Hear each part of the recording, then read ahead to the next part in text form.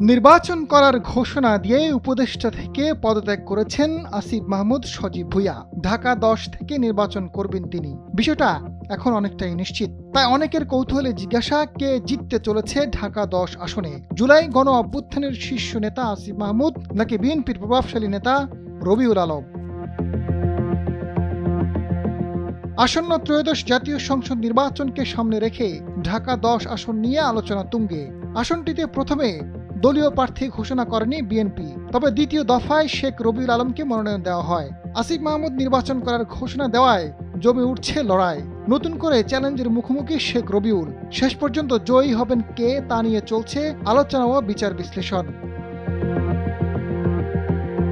নির্বাচন কমিশন জানিয়েছে, সরকারের উপদেষ্টা পদে থেকে কেউ আসন্ন নির্বাচনে অংশ নিতে পারবেন না। তারা নিজেরা যেমন নির্বাচনে প্রার্থী হতে পারবেন না, আসিফ মাহমুদ পদত্যাগ করেছেন। হাসিনার পতনের পর গত বছরের 8 আগস্ট ছাত্রদের প্রতিনিধি হিসেবে উপদেষ্টা হিসেবে শপথ নিয়েছিলেন আসিফ মাহমুদ। প্রথমে শ্রম উপদেষ্টা হিসেবে দায়িত্ব নেন, পরবর্তীতে যুব, ক্রীড়া, স্থানীয় সরকার ও সমবায় মন্ত্রণালয়ের উপদেষ্টা হিসেবে দায়িত্ব পান। অন্তর্বর্তী সরকারে প্রভাবশালী উপদেষ্টাদের মধ্যে তিনি অন্যতম।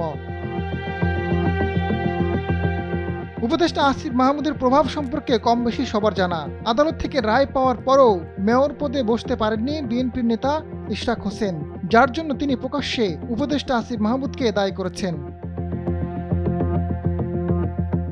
নির্বাচনের আগে ঢাকার 274টি ধর্মীয় ও সামাজিক প্রতিষ্ঠানে বিশেষ উন্নয়ন বরাদ্দ দিয়েছে আসিফ মাহমুদের স্থানীয় সরকার মন্ত্রণালয়। এর মধ্যে 273টি প্রতিষ্ঠানে পড়েছে ঢাকার মাত্র 3টি সংসদীয় আসন, 9, 10 এবং 11 এলাকায়। 145টি মসজিদ, মাদ্রাসা ও মন্দিরের অবস্থান ঢাকা 10 আসনের অন্তর্ভুক্ত ধানমন্ডি, কলাবাগান, হাজারীবাগ এবং নিউ মার্কেটে। এতে পরিষ্কার বোঝা যাচ্ছে, ভোটার টানতে এই আসনটিতে বড় বরাদ্দ দিয়েছেন তিনি। ঢাকা 10 আসন থেকে নির্বাচন করতে মাত্র সপ্তাহখানেক আগেই ভোটার হয়েছেন আসিফ মাহমুদ। যেহেতু তিনি বৈষম্য বিরোধী ছাত্র আন্দোলনের সাবেক সমন্বয়ক, তাই ধারণা করা হচ্ছে তরুণদের সমর্থন পেলে এই আসনে জয়ী হতে পারবেন তিনি।